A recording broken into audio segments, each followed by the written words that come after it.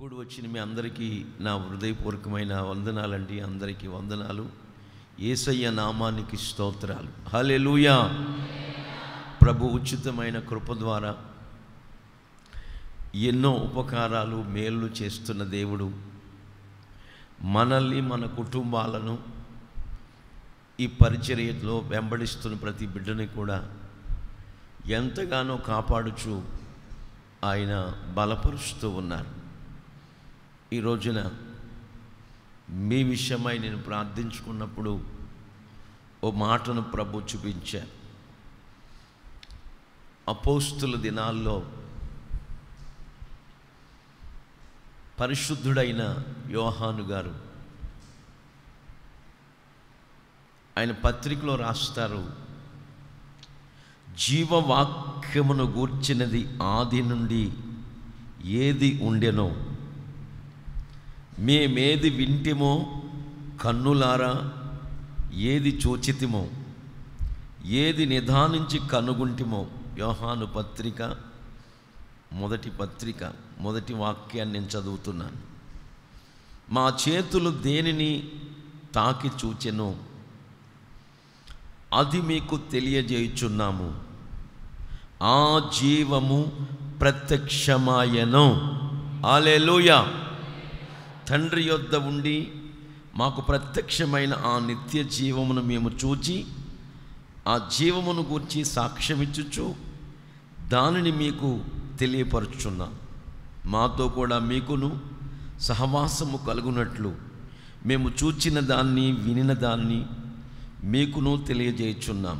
మన సహవాసమైతే తండ్రితో కూడాను ఆయన కుమారుడైన యేసుక్రీస్తుతో కూడాను ఉన్నది. మన సంతోషము పరిపూర్ణము అగుటకై మేము ఈ సంగతులు వ్రాయుచున్నాను. దేవునికి మహిమ కలుగునుగాక. హల్లెలూయా. జీవవాక్యమును గూర్చి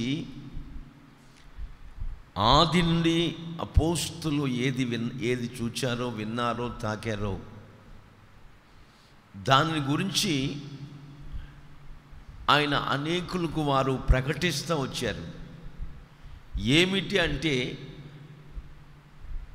ఆ జీవము వారిలో ఉట్టిపడేటట్లుగా వారు ఎక్కడికి వెళ్ళినా జీవాధిపతి అయిన యేసుక్రీస్తు ప్రభులు వారు ఎన్నెన్నో అద్భుతాలు మహత్త కార్యాలు సూచక క్రియలు చేస్తూ మన భారతదేశానికి 12 మంది అపోస్తలుల్లో ఒక వ్యక్తి వచ్చారు. ఆయన పేరు తోమా. ఈయన ఎక్కడికి వచ్చారు? భారతదేశంలో మొట్టమొదటగా అనే సత్యాన్ని మనం గమనిస్తే కేరళ రాష్ట్రానికి వచ్చారు. అక్కడ అనేకులు ఉదయకాలం ఏరులోకి దిగి సూర్య నమస్కారం చేసుకుంటూ ఆ ఏట్లో ఉన్న నీళ్లు పైకి వేస్తుంటే ఏదో మంత్రించుకుంటున్నారు, వాళ్ళు ఏదో చేస్తున్నారు. అప్పుడు తోమా గారు అంటారు, మీ దేవుడు జీవము గలవాడైతే మీరు దోసులతో తీస్తున్నారు నీళ్లు, అక్కడ గుంట పడాలా, మీరు పైకి వేస్తున్నారే ఆ నీళ్లు పైకి వెళ్ళిపోవాలి, కింద పడకూడదు. అట్లా చెయ్యండి మీరు అంటే వాళ్ళు ఎన్నిసార్లు పైకి వేసినా కింద పడుతున్నాయి. మీరందరూ పైకి ఎక్కండి, నా దేవుడు జీవము గలవాడు. ఆమేన్. నేను ఏది చూశానో ఏది వినుచూ వచ్చానో మా చేతులు దేన్ని తాకినాయో ఆ ప్రత్యక్షమైన జీవమును గురించి సాక్ష్యం ఇవ్వటానికి ఇది ఇక్కడికి వచ్చాను నేను, మీరందరూ పైకెక్కండి అని ఆయన తోమా గారు, అపోస్తులుడైన తోమా గారు ఆ ఏరులోకి దిగి, అయ్యా ఈ ప్రాంతానికి నీ సువార్త ప్రకటించడానికి వచ్చాను. మీరు గనక ఇప్పుడు ఈ మహిమను, ఈ ప్రత్యక్షతను, మీలో ఉన్న జీవాన్ని, మీలో ఉన్న శక్తిని ఈ ప్రజలకు కనుపరచండి అయ్యా, నా ప్రార్థనకు జవాబు ఇవ్వండి అని ప్రార్థన చేసుకుని దోషులతో నీళ్లు తీసి పైకేసారండి.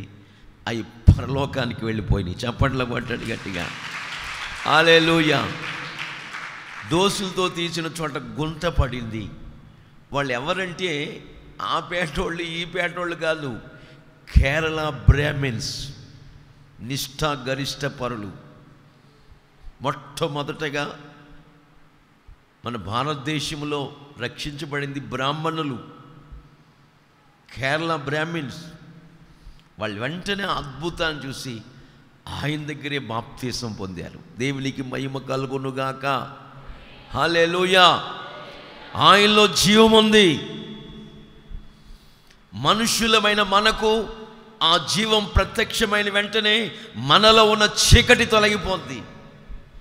అంధకారమును జీవము గల దేవుడు ప్రభు అయిన యేసుక్రీస్తు వారు మనలో ఉన్న అంధకారమును వెలుగుమయంగా మార్చే దేవుడు, చీకటిని వెలుగుగా మార్చే దేవుడు, పాపాన్ని తొలగించి, అపవిత్రతను తొలగించి, అవిధేయతతో కూడిన అనుభవాలు తొలగించి మనుషులమైన మనకు విధేయతను ప్రసాదించేవాడు.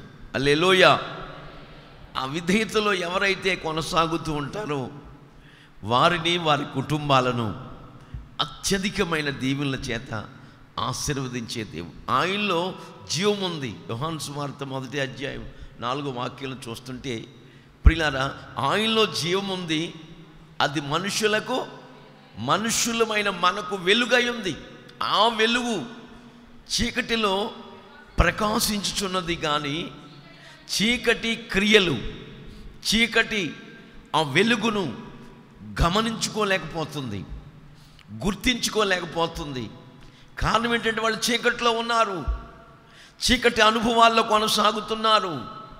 చీకటి ఆ వ్యక్తులను ఏలుబడి చేస్తుంది. చీకటి పాపానికి సాదృశ్యం. చీకటి అవిధేయతతో కూడిన అనుభవాలకి సాదృశ్యం. చీకటిలో ఉన్నవారు దేవునికి లోబడరు. చీకటిలో ఉన్నవారు దేవుని మార్గాల్లో నడవటానికి ఒప్పుకోరు. చీకటిలో ఉన్నవారు వెలుగును ప్రేమించరు, వెలుగు వద్దకు రారు అని బైబిల్ హెచ్చరిస్తుంది.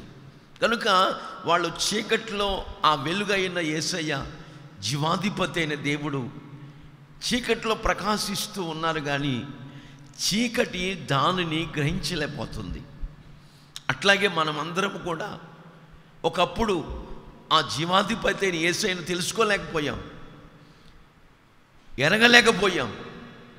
ఎప్పుడైతే మన జీవితాల్లో అయిన ఆశ్చర్య కార్యాలు, అద్భుతాలు, సూచక క్రియలు చేస్తూ వచ్చారో, మరణ పడకలోంచి లేపుతూ వచ్చారో, మన జీవితాల్లో ఉన్న ప్రతి అంధకారమును వెలుగుమయంగా చేయటానికి పరలోకమును వీడి భూలోకానికి అరుదించిన ప్రభు అయిన యేసుక్రీస్తు వారు ఒక్కొక్కరి జీవితాల్లో ఉన్న చీకటిని తొలగించబోతున్నారు. ఆమేన్. మనల్ని వెలుగుమయంగా మార్చబోతున్నారు. మన సహవాసం అయితే ప్రియులారా, తండ్రితోనూ ఆయన కుమారుడైన యేసుక్రీస్తు ప్రభుల వారితోనూ పరిశుద్ధాత్మతోనూ ఉండాలి, ఉండి తీరాలని లేఖనం చెప్తుంది. బైబిల్లో మనం చూస్తుంటే ఆదాము అవ్వలు, సృష్టికర్త అయిన దేవుడు ఆదాము గారిని ముందు తన చేతులతో బొమ్మను చేసి ఆ బొమ్మలో ఆయన ఊపిరి ఊదగా నరుడు జీవించు ప్రాణి అయ్యాడని లేఖనాల్లో మనం చదువుతాం. అప్పుడు ఆయన ఒంటరిగా ఉండటం మంచిది కాదని వానికి సాటి అయిన సహకారిని చెయ్యాలని ఆలోచనకర్త అయిన దేవాతి దేవుడు ఆయన పక్కటెముకలో ఒక ఎముక తీసి స్త్రీగా నిర్మించి వాళ్ళిద్దరిని జతపరిచి ఆ ఏదేను తోటలో సేద్యం చేయటానికి, కావలి కాయటానికి వాళ్ళని కావలిదారులుగా పెట్టాడు. అక్కడ ఉన్న సత్యం ఏంటంటే, ఆదాముతో అవ్వమ్మ సహవాసము కలిగి ఉన్నంతసేపు సాతానుగాడు ఆమెలో జ్వరపడలేదు. ఎప్పుడైతే ఒంటరిగా ప్రయాణం చేసిందో, ఎప్పుడైతే ఆదాము యొక్క సహవాసాన్ని విడిచిపెట్టిందో, ఒంటరిగా ప్రయాణం చేసిందో, అప్పుడు అపవాది ప్రేరేపించి జ్వరబడి అబద్ధాన్ని నిజంగా పలికి, నిజాన్ని అబద్ధంగా చేసి తన జీవితంలో ఆ ఆజ్ఞ అతిక్రమని పాపాన్ని తెచ్చిపెట్టింది. ఆమె అలాగ అయిపోవడానికి కారణం ఏంటంటే సహవాసానికి దూరం అయిపోయింది.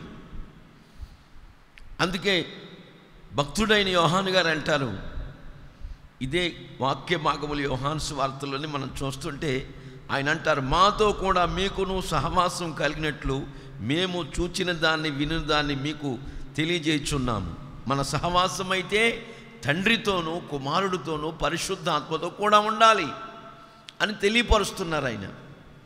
బైబిల్లో మనం చూస్తుంటే ఇజ్రాయేలు ప్రజలందరూ కూడా ఐగుప్తు బానిసత్వంలోంచి విడిపించబడ్డారు. ఇప్పుడు మనము కూడా లోకమనే ఐగుప్తులోంచి విడిపించబడ్డాం. విడిపించబడి ప్రియులారా, మరి ఇశ్రాయేలు ప్రజలు పాలు తేళ్లు ప్రవహించు దేశానికి ప్రయాణం కట్టి 40 ఏండ్లు అరణ్యయాత్రలో కొనసాగినట్లుగా ఇప్పుడు మనం కూడా ప్రియులారా ఆ పరమకాణానికి ప్రయాణం చేయటానికి ఇప్పుడు ప్రయాణ జర్నీలో ఉన్నాం, సిద్ధపడుతున్నాం. ఈ ప్రయాణాల్లో ఎన్నో సమస్యలు వస్తాయి, ఎన్నో మరి సమస్యల వలయంలో చిక్కుకుంటాం.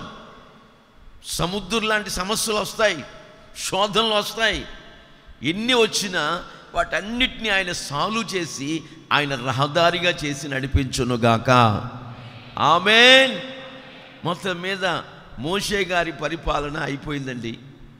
యెహోషువని దేవుడు ఎన్నుకున్నాడు, ఏర్పాటు చేసుకున్నాడు. యోర్దాను దాటారు, ఎరికో కోట గోడలు కూల్చారు. మొత్తం మీద ఇవన్నీ అయిపోయిన తర్వాత పాలు తేళ్లు ప్రవహించు దేశానికి వెళుతున్నప్పుడు అక్కడ ఒక్కొక్కరికి స్వాస్యాలు పంచిపెడుతున్నాడు. అప్పుడు ప్రియులారా, కాలేబు పాలు తేళ్లు ప్రవహించు దేశానికి చూడటానికి వెళ్ళే 12 మంది గోత్రకర్తల్లో ఒక గోత్రకర్త కాలేబు. ప్రియులారా, ఈ కాలేబు అంటాడు యెహోషువతో, మోషే గారు నన్ను, యెహోషువ గారు నాయకుడా, మోషే నన్ను ఆ పాలు తేలు ప్రవహించే దేశం కనాను దేశాన్ని చూడమని వెళ్ళి వేగు చూసి రమ్మని చెప్పినప్పుడు నాకు సరిగ్గా 40 సంవత్సరాల వయసు. ఇప్పుడు నాకు 85 సంవత్సరాల వయసు. అప్పుడు నాకు ఎంత బలం ఉందో ఇప్పుడు కూడా నాకు అంతే బలం ఉంది అని చెప్పి, అయ్యా నాకు ఏదైనా స్వాస్థ్యంగా ఇస్తే అదిగో ఆ అనాకీయులు నివసిస్తున్న ఆ కొండ ప్రాంతాన్ని, ఆ ఎబ్రోన్ని నాకు స్వాస్థ్యంగా ఇవ్వయ్యా అని కాలేబు యెహోషువని అడుగుతున్నాడు. కాలేబు అనగా అర్థం ఏంటంటే కుక్క.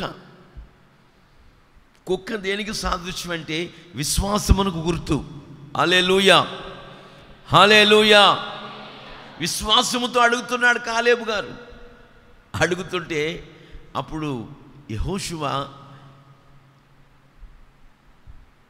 కాలేబు గారికి హెబ్రోన్ని స్వాస్యంగా ఇచ్చినట్లుగా బైబిల్లో రాయబడి ఉంది.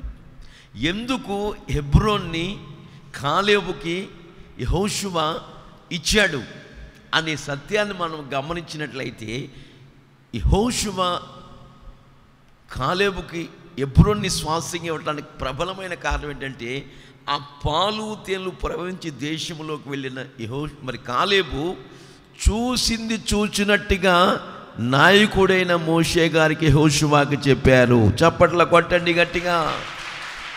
హల్లెలూయా. చూసింది చూచినట్టుగా చెప్పాడు. రెండో అనుభవం ఏంటంటే నిండు మనసుతో దేవుణ్ణి అనుసరిస్తూ వచ్చాడు. నిండు మనసుతో. హెబ్రోను అనగా అర్థం ఏంటంటే సహవాసం. అంటే ఇప్పుడు కాలేబు ఏం కోరుకున్నాడు? సహవాసాన్ని కోరుకున్నాడు. హల్లెలూయా. ఎప్పుడైతే ఆ సహవాసమైన హెబ్రోను స్వాస్థ్యంగా పొంది అందులో అడుగుపెట్టాడో అప్పుడు ఆయన ప్రాణము, ఆత్మ, శరీరాలకు నెమ్మది, విశ్రాంతి, క్షేమాన్ని పొందినట్లుగా బైబిల్లో యెహోషువ గ్రంథములో ఈ సత్యాలు మనం గమనిస్తాం. కనుక మనం కూడా మన జీవితకాలం అంతా ఏ మనుషులతో, లోక సంబంధులతో, శరీర కోరికల్లో, శరీరాశల్లో పడిపోతున్న వారితో మనం మిళితమైపోయి మిశ్రిత జనంగా మార్చబడి ఉండకూడదు. కానీ ఒక ప్రత్యేకించబడిన జనాంగముగా, ఆమేన్, విలువ పెట్టి కొనబడిన వారముగా, దేవుని సొత్తైన ప్రజలముగా మనం తీర్చిదిద్దబడాలని ఉద్దేశించిన వారమైతే మన సహవాసం ప్రభువైన యేసుక్రీస్తుతోనూ తండ్రి అయిన దేవునితోనూ పరిశుద్ధాత్మతో కూడా ఉండాలి, ఉండి తీరాలి. హల్లెలూయా. అలా ఉన్నప్పుడు ఆయన మనకు జీవాన్ని ప్రసాదిస్తాడు. ఆ జీవములో ఉన్న ఆ వెలుగును మన జీవితాల్లో ప్రత్యక్షపరిచి జీవితంలో మరి అన్నిటికీ కూడా తొట్టిల్లిపోకుండా, మరి అన్నిటికీ కూడా లోకము అనే పాపములో పడిపోకుండా, లోకమనే పాపములో పొర్లాడకుండా మన జీవిత పయనాన్ని ఒక ఉన్నతమైన ఆనందాన్ని, సంతోషాన్ని కలుగు చేయడమే కాకుండా మన జీవితాల్లో బ్రతుకు కాలమంతా పరిశుద్ధతలోనూ యథార్థమైన మార్గాల్లోనూ నీతి నియమాల్లోనూ కొనసాగటానికి ప్రభు ఆయనతో మనం సహవాసం కలిగి ఉన్నాం కనుక ప్రతి క్షణం, ప్రతి గడియ, ప్రతి పూట, ప్రతి దినము ఆయన మనకు సహాయం చేస్తూ ఉంటారు. హల్లెలూయా. ఆయన మనకు సహాయకుడిగా లేకపోతే, ఆయన మనకు సహకారిగా లేకపోతే, ఆయన మనకు సహాయం చేయకపోతే మనం ఏం చేయలేము. పరిశుద్ధతలో నడవాలంటే ఆయన సహాయం మనకు కావాలి. కారణం ఏంటంటే మనకు సహాయం చేసే యేసయ్య పరిశుద్ధుడు. ఆమేన్. పరిశుద్ధుడు మనకి పరిశుద్ధతలో నడిపిస్తాడు, పవిత్రమైన మార్గాలు నడిపిస్తాడు. అట్లాంటి నీతి నియమాల్లో మనం కొనసాగటానికి ఆయన ఆ జీవము ప్రియులారా మనకు ప్రత్యక్షమైంది. ఆ జీవం మనకు నిత్య జీవాన్ని ప్రసాదించింది. నిత్యము జీవించే అనుభవాల్లో కొనసాగటానికి ఆ జీవం మనకు వెలుగుగా ప్రత్యక్షమై మనలో ఉన్న చీకటిని, పాపాన్ని, దోషాన్ని, దుష్టత్వాన్ని తొలగించి ఒక పవిత్రమైన మార్గాల్లో నడుచుకోవటానికి ప్రభులు వారు ఎంతగానో మనకు సహాయం చేస్తూ మనల్ని నడిపిస్తారనే సంగతులు ఈరోజు వరకు వాస్తవాలుగా మనకు కనబడుతున్నాయి. మరొక మాట కూడా మనం చదువుతుంటే యోహాను సువార్తలోనే 3వ అధ్యాయం 20-21 వాక్యం చదివితే చక్కటి మాటలు ఉన్నాయి. చదువుదామండి. 19వ వాక్యం నుంచి చదవండి. వెలుగు లోకములోనికి వచ్చును గాని, అంటే యేసయ్య లోకములోకి వచ్చాడు. ఎప్పుడు? యేసయ్యే వెలుగు, వెలుగే యేసయ్య. ఎక్కడ యేసయ్య ఉంటారో అక్కడ వెలుగు ప్రకాశించునుగాక. ఎక్కడ యేసయ్య ఏ కుటుంబంలో, ఏ ప్రాంతంలో, ఏ పట్టణములో, ఏ మనుషుల్లో యేసయ్య నివాసం చేస్తారో వారి జీవితాల్లో చీకటి, పాపం అనుభవాలు తొలగిపోవునుగాక, తుడుపు పెట్టబడునుగాక, వాళ్ళ జీవితాలు శుద్ధీకరించబడుగాక, పవిత్రమైన మార్గాల్లో ప్రభులు వారు వారిని, వారి కుటుంబాల్ని, పిల్లల్ని నడిపించునుగాక. హల్లెలూయా. ఆ తీర్పు విదే వెలుగు లోకములోకి వచ్చిన కానీ తమ క్రియలు, అంటే లోకములో ఉన్న మనుషులు తమ క్రియలు చెడ్డమైనందున, మనుషులు, లోకములో ఉన్న మనుషులు, పాపములో జీవిస్తున్న మనుషులు, అవిధేయతలో కొనసాగుతున్న మనుషులు, అంధకారంలో జీవిస్తున్న మనుషులు వెలుగై ఉన్న యేసయ్యను ప్రేమించకుండా వాళ్ళ చీకటినే ప్రేమిస్తూ వెలుగునొద్దకు రాకుండా చీకటిలోనే నడుస్తూ ఉన్నారు. చదవమ్మా. దుష్క్రియలు, దుష్ట తలంపులతో నడుచుకుంటున్న ప్రతి ఒక్కరు కూడా వెలుగును, యేసయ్యను ద్వేషిస్తారు. తమ క్రియలు దుష్టక్రియలుగా కనపడకున్నట్లు వెలుగునొద్దకు రాడు. సత్యవర్తనుడైతే తమ క్రియలు దేవుని మూలముగా చేయబడి ఉన్నవని ఆయనకు తన జీవితంలో ప్రత్యక్షపరచబడినట్లు వాళ్ళు సత్య సంబంధులు, సత్యవర్తనలు వెలుగును ప్రేమిస్తారు, వెలుగును వద్దకు వస్తారు. వాళ్ళు సత్య సంబంధులు కనుక ఏమాత్రము కూడా అధైర్యము చెందకుండా, ఏమాత్రము కూడా ప్రియులారా భయపడకుండా యేసయ్య వద్దకు వస్తూ తమ క్రియలు ప్రత్యక్షపరచుకుంటూ ప్రభు మార్గాల్లో సాగిపోవటానికి ప్రభు సహాయం చేస్తారు. వాళ్ళ దుష్ట క్రియలు, దుష్ట తలంపులు, దుష్కార్యములు కనపడకుండా ఎవ్వరూ చూడలేదు అనుకుని పాపాల్లో పొర్లాడుతూ ఉంటారు, పాపంలో జీవిస్తూ ఉంటారు. సైనికులందరూ కూడా యుద్ధం చేస్తున్నారు. యుద్ధం చేస్తే రాజుగారు ఎక్కడ ఉండాలి? రాజుగారు కూడా యుద్ధంలో ఉండాలి. రాజుగారికి యుద్ధానికి వెళ్ళకుండా ఏమండి విశ్రాంతిలో ఉన్నాడు. పోనీ విశ్రాంతిలో ఉన్నప్పుడు విశ్రాంతిలో ఉండొచ్చు కదా. మిద్దె మీదకి ఎక్కాడంట, చూడరాని దృశ్యాన్ని చూశాడు, పాపములో పడిపోయాడు, అపవిత్రతలో పడిపోయాడు, చీకట్లోకి వెళ్ళిపోయాడు, ఎవరూ చూడలేదు అనుకున్నాడు. అయితే ఒక రోజున ప్రవక్త వచ్చి అంటాడు, రాజుగారు మీ దేశంలో ఒక దుష్కార్యం జరిగిపోయింది, విపత్తు జరిగిపోయింది, పాపం జరిగిపోయింది. ఆ వ్యక్తి ఎవరు, ఆ దోషి ఎవరు, శిక్షించాలి, జైల్లో పెట్టాలి, అది చేయాలి ఇది చేయాలని రాజు ప్రగల్భాలు పలుకుతూ ఉన్నాడు. అప్పుడు రాజుకి ప్రవక్త ఒక ఉపమానం చెప్పాడు. రాజా, ఒక ధనవంతుడికి చాలా గొర్రెలు ఉన్నాయి, ఒక పేదోడికి ఒక గొర్రె ఉంది. తన కన్న బిడ్డగా ఆ గొర్రె పిల్లను పెంచుకుంటున్నాడు రాజా. ఒక గొర్రె ఉంది పేదోడికి. ధనవంతుడికి ఎన్ని ఉన్నాయి? చాలా ఉన్నాయి.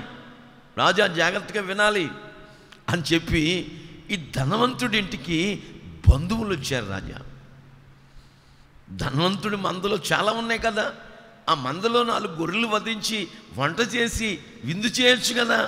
రాజా, ఈ పేదోడు గొర్రె పిల్ల తీసుకుని వధించి వాడికి విందు చేశాడు, ఆతిథ్యం ఇచ్చాడు. రాజా, ఇప్పుడు ఆవిడ ఏం చేయాలి అంటే, ఎవడాడు ఏం చేశాడు అని తీసుకురండి, శిక్ష విధించాలంటే నాతాను ప్రవక్త అంటాడు, ఆ మనుష్యుడవు నీవే, ఆ పాపములో పొర్లాడింది నీవే, ఆ తప్పిదం చేసింది నీవే అని ప్రవక్త అయిన నాతాను దావీదును గద్దించిన వెంటనే రాజు అండి దావీదు, రాజు తలుచుకుంటే దెబ్బలకు కొద్దువ అన్నట్లుగా రాజుగారు ఏమైనా చేయొచ్చు.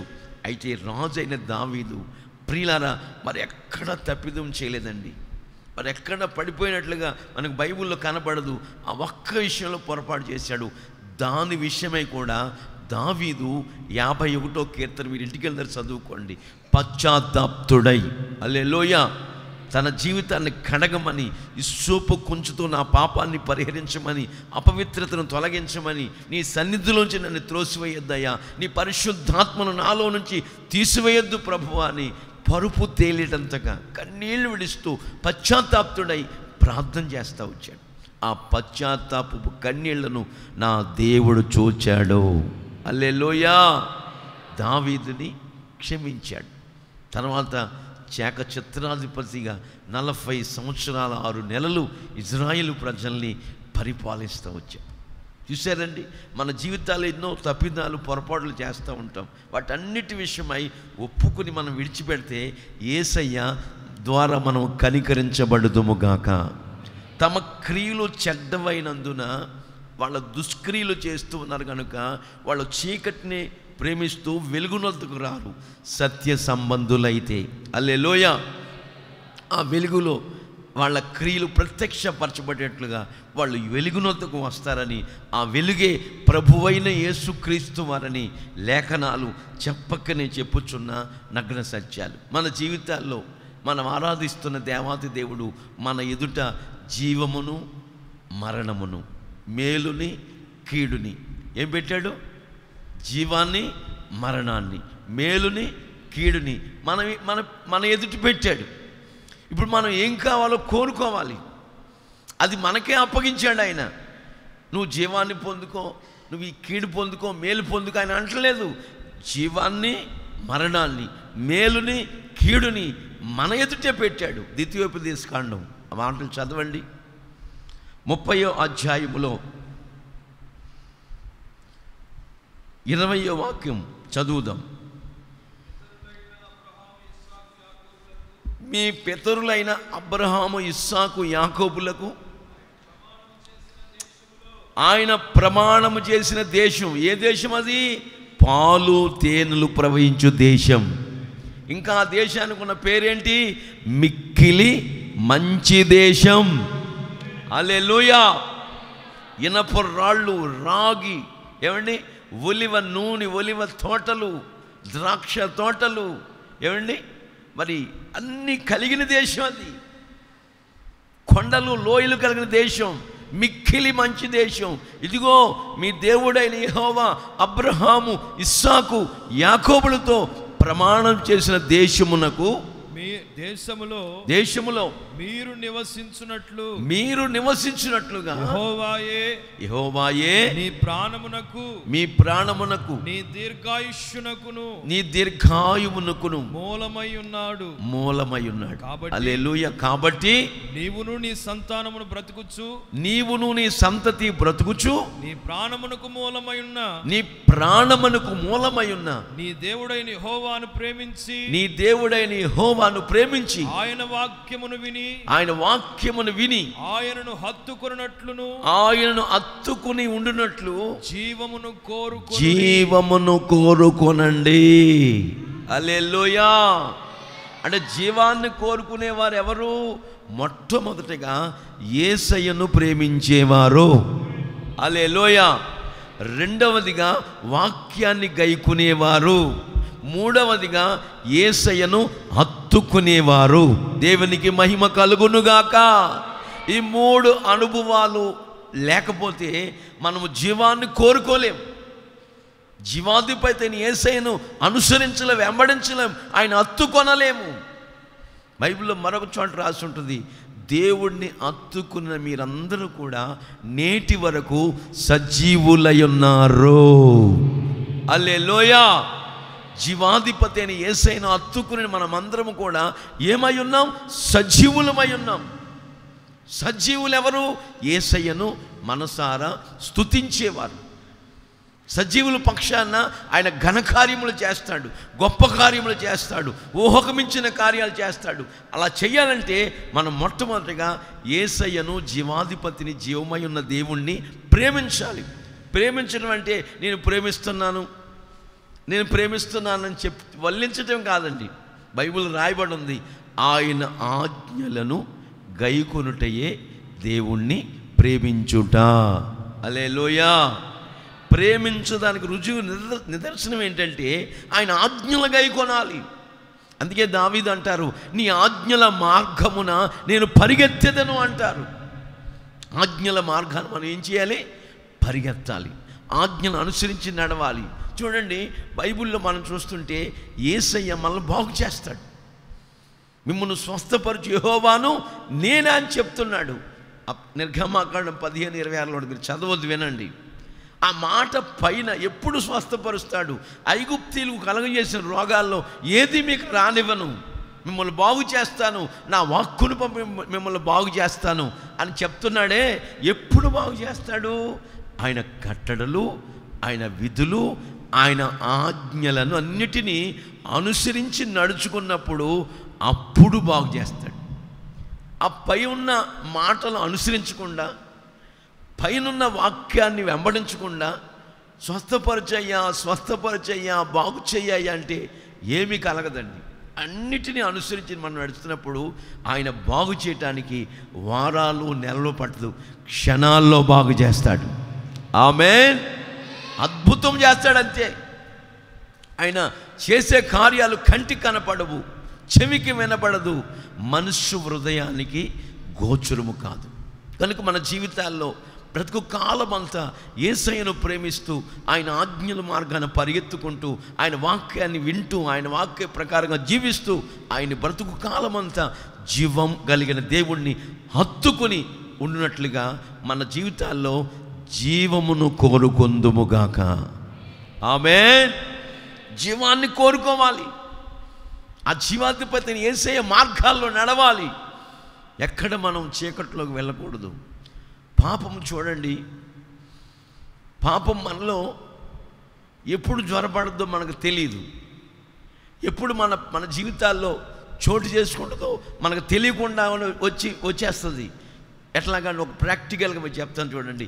తెల్లని వస్త్రాలు వేసుకొని బయటికి వెళ్తాం, ప్రయాణం చేస్తాం, మళ్ళా ఆ ప్రాంతాలకు వెళ్ళి ఈ ప్రాంతాలకు వెళ్ళి బైక్ మీదో బస్సు మీదో ఎలాగో మొత్తం మీద వెళ్ళి మళ్ళీ సాయంత్రానికి తిరిగి వస్తాం.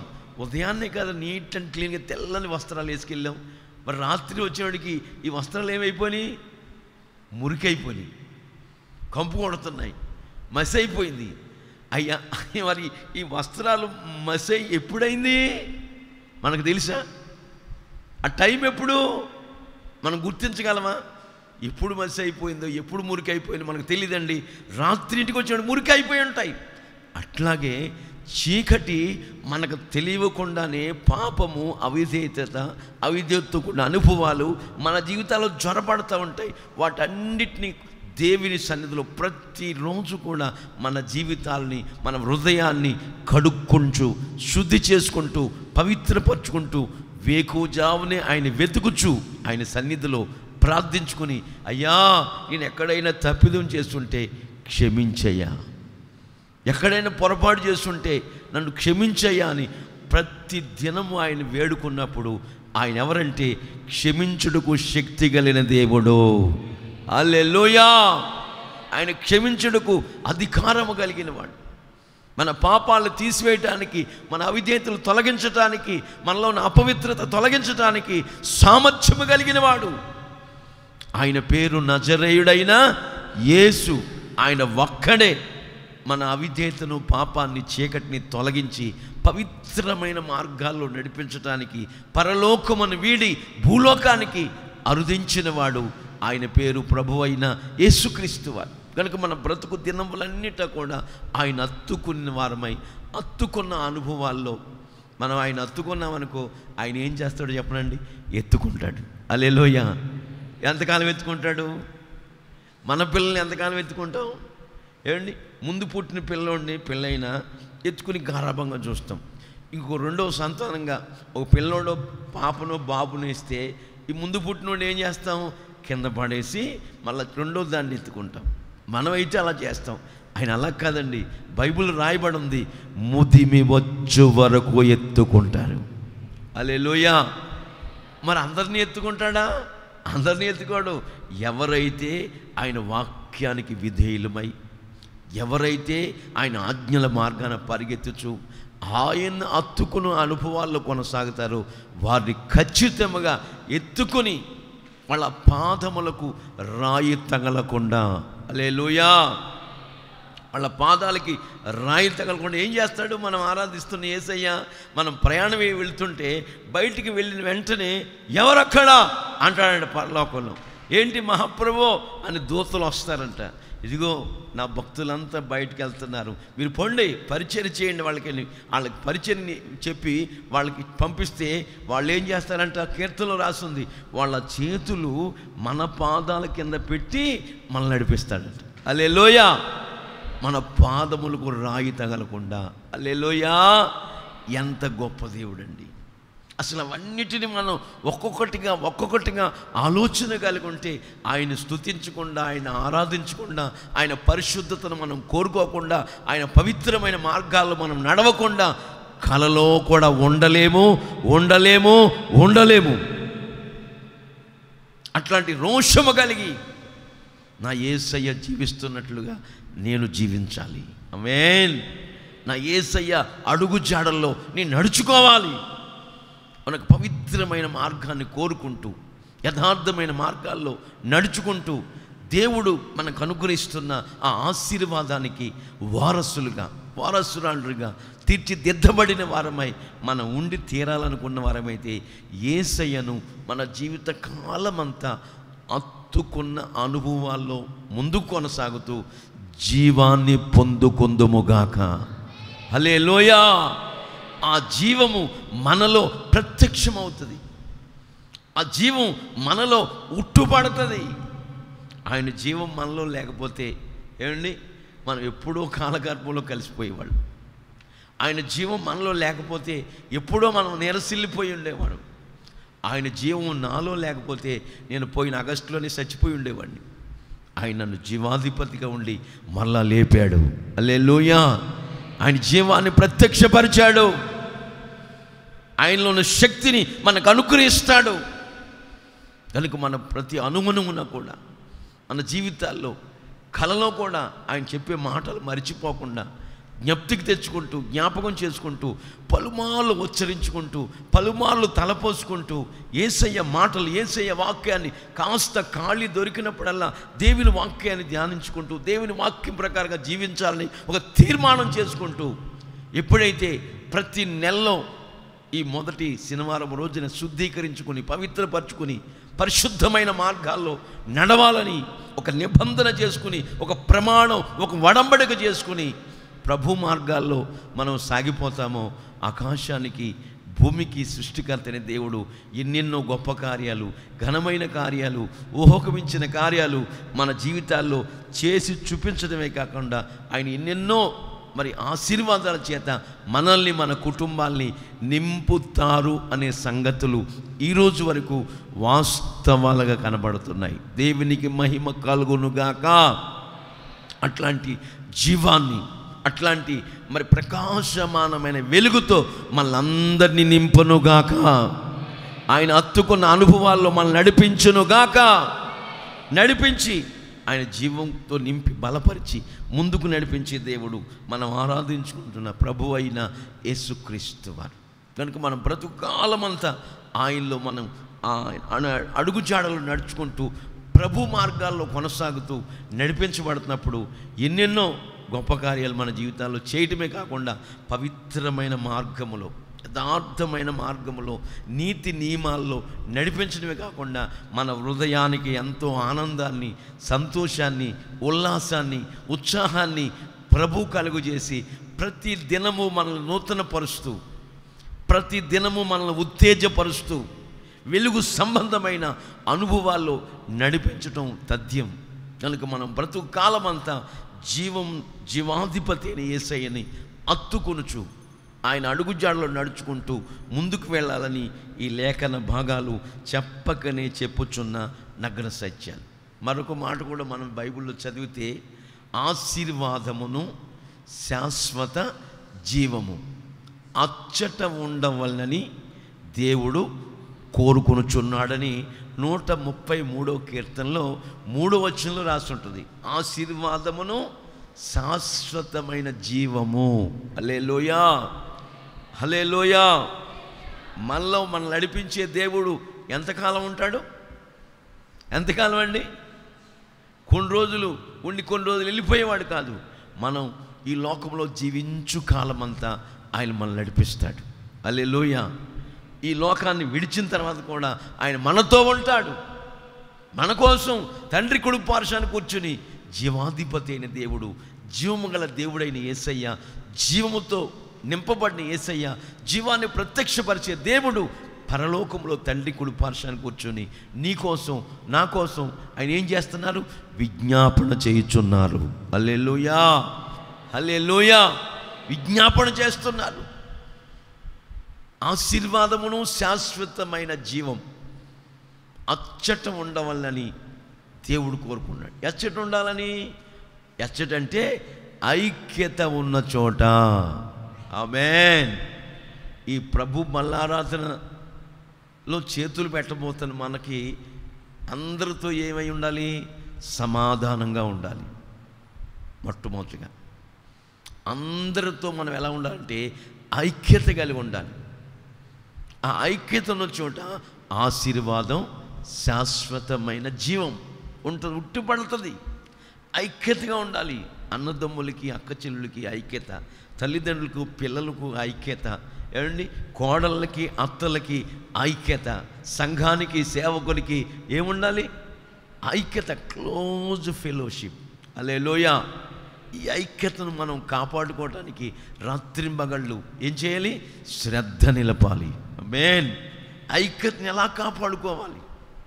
మనం నష్టపోయినా పర్లేదు, కానీ మనలో ఉన్న ఐక్యత పాడవకూడదు, ఐక్యతను పోగొట్టుకోకూడదు. కారణం ఏంటంటే ఐక్యత ఎప్పుడైతే తొలగిపోయిందో మనలో జీవం తొలగిపోద్ది, మనలో వెలుగు వెళ్ళిపోయి చీకటి ఆవరిస్తుంది.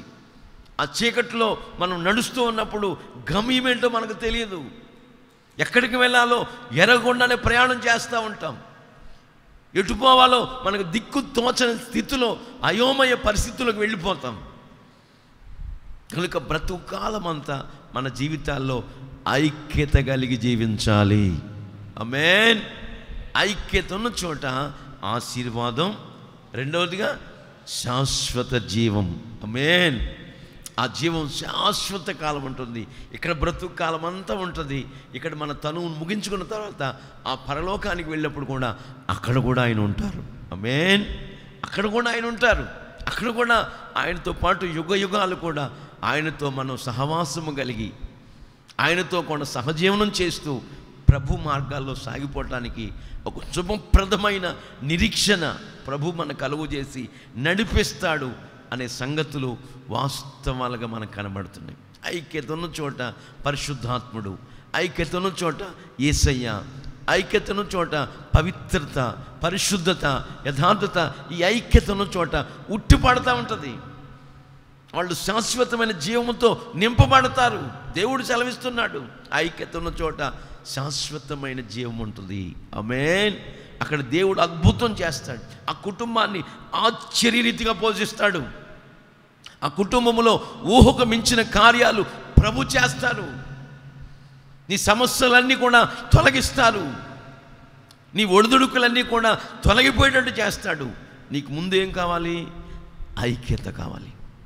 ఐక్యతలో మనం కొనసాగుతూ ఆయనతో బ్రతుకాలమంతా సహవాసం కలిగి ప్రభు మార్గాల్లో సాగిపోతున్నప్పుడు ఆయన ఎన్నెన్నో కార్యాలు మన జీవితాల్లో చేయటమే కాకుండా బ్రతుకాలమంతా సంతోషించేటట్లుగా, ఆనందించేటట్లుగా, పవిత్రమైన మార్గాల్లో నడవటానికి శక్తి సామర్థ్యాల్ని ప్రసాదించడమే కాకుండా ఏ బలహీనతలో మనల్ని ఆవరించకుండా, బైబిల్లో రాసుంది ఆయన శరీరమును ఆయన రక్తము తీసుకునేవారు ఎలాగా తీసుకోవాలంటే భయము కలిగి తీసుకోవాలా, అనుకువతో తీసుకోవాలి. ఎవ్వరూ కూడా అపోస్తుడైన పౌలు గారు చెప్తారు, అయోగ్యంగా తీసుకోకూడదు, అనామకంగా తీసుకోకూడదు. అందరూ తీసుకుంటున్నారు, నేను తీసుకుంటాను. తీసుకున్నావా? బైబిల్లో రాయబడి ఉంది, మీరు బలహీనులైపోతారు, మీలో రోగులు అవుతారు, చాలామంది చనిపోతారని రాస్తుంది బైబిల్లో. కనుక చాలా జాగ్రత్తగా ఐక్యతను కోరుకుంటూ ఎవరితో మనం విరోధ స్వభావాన్ని వెళ్ళబుచ్చకుండా, ఎవరితోనైనా విరోధంగా ఉంటే వాళ్ళతో ఏం చేయాలి? మనం వెళ్ళి సమాధానపడి ఆయన శరీరం తీసుకోవాలి. హల్లెలూయా. వాళ్ళ విరోధం వాళ్ళదే, మందే అంటే కుదరదు. మనకెవ్వరు విరోధులు ఉండకూడదు. మన విరోధి ఒక్కడే, వాడు సాతానుగాడు. ఇంకాడు తప్ప మనకెవ్వరు విరోధులు ఉండకూడదు. అందరితో సమాధానపడి, అందరితో ఐక్యపడి, అందరితో ప్రేమ అనురాగాలు పంచుకుంటూ, ఆప్యాయతను పంచుకుంటూ, ప్రభు పరిచర్యలో నమ్మకస్తులమై, యథార్థవంతులమై, దేవుడు మనకి ఏది ఇస్తున్నా దేవుడికిచ్చి నమ్మకంగా అన్ని విషయాల్లో కూడా నమ్మకస్తులుగా మనం ఉంటూ కొనసాగుతున్నప్పుడు మన దేవుడు మన పట్ల, మన కుటుంబాల పట్ల ఎన్నెన్నో కార్యాలు చేసి దినదినము కూడా మన జీవితాల్లో మన పట్ల కార్యాలు చేస్తూ ఉండగా, ఈ కార్యములు చేసేది నేనేనా, ఇన్ని కార్యాలు నా కుటుంబంలో జరుగుతూ వచ్చినాయా అని మనం ఉలిక్కిపడి ప్రియులారా మరి ఉట్టుపడేటట్టుగా ప్రభు చేసి ఆయన మనల్ని ధైర్యపరుస్తూ ఉన్నతమైన అనుభవాల్లో నడిపిస్తారు అనే సంగతులు ఈరోజు వరకు వాస్తవాలుగా కనబడుతున్నాయి. మరొక మాట కూడా మన బైబిల్లో చదివితే, యోబు గ్రంథం చదవండి. యోబు గ్రంథం 10వ అధ్యాయం 9 నుండి 12 వరకు మనం చదివితే చక్కటి మాటలు రాయబడి ఉన్నాయి. చదువుదాం. జగటమన్నుగా ఉన్న నన్ను నీవు నిర్మించితివి. నీవు నిర్మించావు. మనం ఎవరివి? జిగట మన్నువి, మట్టివి. మరలా మనం ఏమైపోతాం? ఏమండి, గాజు బాక్సులో పెట్టినా, ఎక్కడ పెట్టినా మనల్ని ఎక్కడ పెడతారు? ఎంత ఉన్నత వ్యక్తి అయినా సరే, ఏమండి, ఎంత మరి కోట్లు $1,000,000 సంపాదించారు. ఏమండి, ఒక సంపన్నుడు ఉన్నాడు మన భారతదేశంలో. ఆ సంపన్నుడు లండన్లో ఇల్లు కొన్నాడంట. ఎంత ఖరీదంటే 600 కోట్లు. ఎంత? లండన్లో ఇల్లు కొన్నాడు. మరి అంత సంపాదించిన వాడు చచ్చిపోతే ఎక్కడ పెడతారు? చంద్రమండలం పెడతారా? ఏమండి, మెట్లోనే పెడతారు. మనం ఎవరమండి? జిగట మన్నువి. అందుకే చూడండి, మీరు ఎన్ని సబ్బులు పెట్టి, ఏమంటే ఆ పీచులు, ఈ పీచులు, కొబ్బరి పీచులు, ఆ పీచులు, అండ్ గోదావరి ఇసుక పెట్టి తోవేది మా అత్తమ్మ గారు నన్ను, తెల్లగా రావాలని ఇసుక పెట్టి ఏడుస్తున్నా ఊరుకునేది కాదు. ఏమండి, ఎంత తోమినా ఎన్ని సబ్బులు పెట్టినా ఓన్లీ 10 minutes అలా బయటికి వెళ్ళి మళ్ళీ వస్తే మళ్ళా నలిపితే ఏమొస్తుంది? ఏమండి, 4 సార్లు స్నానం చేసిన మళ్ళీ మట్టి వస్తుంది. కారణం ఏంటంటే మన శరీరం మట్టితో చేయబడింది, బంగారంతో చేయబడలా, వెండితో చేయబడలా, ఇక ఏ లోహాలతో, కంచుతో కానీ బీడుతో కానీ ఇనుముతో కానీ చేయబడలేదు. మన శరీరముని దేవుడు జిగట మన్నుగా ఉన్న మనకి రూపాన్ని దిద్దాడు. ఆమేన్. బొమ్మగా నిర్మించాడు. జిగట మన్ను అయిన నన్ను నువ్వు నిర్మించితివి. చదవాలి. ఆ సంగతి జ్ఞాపకం చేసుకొనుము. ఆ సంగతి యేసయ్యా యెహోవా జ్ఞాపకం చేసుకో అయ్యా. చదవండి. నీవు నన్ను మరల మన్నుగా చేయుదువా? మరలా మన్నుగా చేస్తావా? ఒకడు పాలు పోసినట్లు నీవు నన్ను పోసితివి కదా. ఒకడు పాలు పోస్తున్నట్లుగా నన్ను పెంచావు కదయ్యా. పాలు పోసి జున్నుగడ్డ ఒకడు పేరబెట్టునట్లు, జున్నుగడ్డ ఒకడు పేరబెట్టినట్లుగా నీవు నన్ను పేరబెట్టితివి కదా. నన్ను జున్నుగడ్డ పేరబెట్టిది కదా. చర్మముతోను మాంసముతోను నీవు నన్ను కప్పితివి. చర్మముతోను మాంసముతోను కప్పితివి. ఎముకలతోను నరములతోను నన్ను ఎముకలతోను నరములతోను సంధించితివి. జీవమును అనుగ్రహించి ఏం చేశాడంట? జిగట మన్నుతో నిర్మించాడు. ఏమండి, పాలు పోసి పెంచాడు. ఏమండి, ఏమండి, మాంసంకి చర్మము కప్పి ఎముకలను నరములను అమర్చాడు, జీవమును అనుగ్రహించాడు. హల్లెలూయా. మట్టిని చేశాడు, నిర్మించాడు, పాలు పోసి పెంచాడు, చర్మం కప్పాడు, మాంసం పెట్టాడు, ఎముకలు పెట్టాడు, నరాలు పెట్టాడు. ఆ తర్వాత జీవాన్ని ఇచ్చాడు. హల్లెలూయా. జీవం పోసాడు. చర్మం కప్పిన, మాంసం పెట్టిన, నరములున్న, ఏమండి, ఎముకలున్న ఇతను సలించట్లా. ఆఖరిని జీవమును అనుగ్రహించాడు, జీవాన్ని పోసాడు. ఈ చర్మం ఏమిటి, ఈ మాంసం ఏమిటి, ఈ ఎముకలు ఏమిటి, ఈ నరాలు ఏంటి? దేనికి ఆత్మ సంబంధంగా మనం ఆలోచన చేసినట్లయితే మాంసము సహవాసానికి గుర్తు. హల్లెలూయా. సహవాసం. చర్మం కాపుదలకు గుర్తు. మాంసం పాడైపోకుండా ఉండాలి. ఏముండాలి? చర్మం కప్పాడు దేవుడు, పాడైపోకుండా కాపుదల. ఈ ఎముకలు ఏంటంటే ఉపదేశం. ఈ నరాలు ఏంటంటే ఐక్యతను గుర్తు చేస్తుంది మనకి. హల్లెలూయా. ఈ శరీరంలో ఉన్న తలలో నుండి అరిపాదం అనుకున్న నరములన్నీ కూడా ఐక్యతగా లేకపోతే మనం ఉంటామా? ఏమండి, ఈ కాళ్ళలో ఉన్న నరాలకి తలలో ఉన్న నరాలకి యుద్ధం వచ్చిందనుకో, నేను తలలో ఉండ నీ నరాన్ని అని బయటికి పోయిందనుకో, మనం ఏమైపోతాం? నా తల పోయిన నీ సునేమి పట్టణస్తురాలు గనురాలైన కుమారుడు నా తల పోయి చచ్చిపోయినట్టుగా మనం బోర్ల పడతాం. ఆ నరములన్నీ ఐక్యతగా పనిచేస్తేనే నరాల్లోంచి ఏమి వెళ్తుంది? ఏమండి, బ్లడ్, రక్తం ప్రసారం అవుతూ ఉంటుంది. ఈ నరాలకి ఫ్యాట్ పట్టిందనుకో, రక్త ప్రసారం ఏమైపోద్ది? ఆగిపోతే రక్తం సర్క్యులేషన్ లేదనుకోండి, బ్లడ్ బ్లాక్ అయిపోయిందనుకో, అక్కడ ఆ శరీరం అయిపోయిపోద్ది, నలుపు అయిపోద్ది. బ్లడ్ సర్క్యులేషన్ లేకపోతే అక్కడ నలుపు అయిపోద్ది. అందుకే దేవుడు చాలా ఘంటాపదంగా చెప్తున్నాడు, మీ అందరికీ ఐక్యత ఉండాలి. ఆమేన్. మనందరికీ ఐక్యత ఉండాలి. ఐక్యత ఉన్నప్పుడు ఈ సంఘం అనేది శరీరము దినదినము అభివృద్ధి చెందునుగాక, ఆశీర్వదించబడునుగాక. మాంసము, చర్మము, ఎముకలు, ఏమండి, నరములు అమర్చి జీవమును అనుగ్రహించి ఉన్నావు. నా ఎడల కృప చూపితివి. నీ సంరక్షణ చేత ఆత్మను కాపాడితివి. నా ఆత్మను కాపాడుచున్నావు, నన్ను కాపాడుతున్నావు, నా కుటుంబాన్ని కాపాడుతున్నావు, నా బిడ్డల్ని కాపాడుతున్నావు, నా పాడిని కాపాడుతున్నావు, నా పంటను కాపాడుతున్నావు.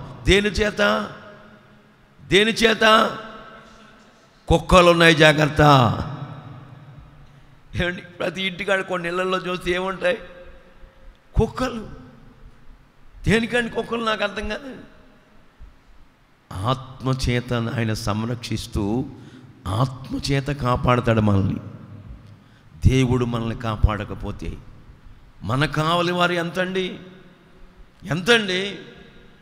కుక్కలు కాపాడుతాయా?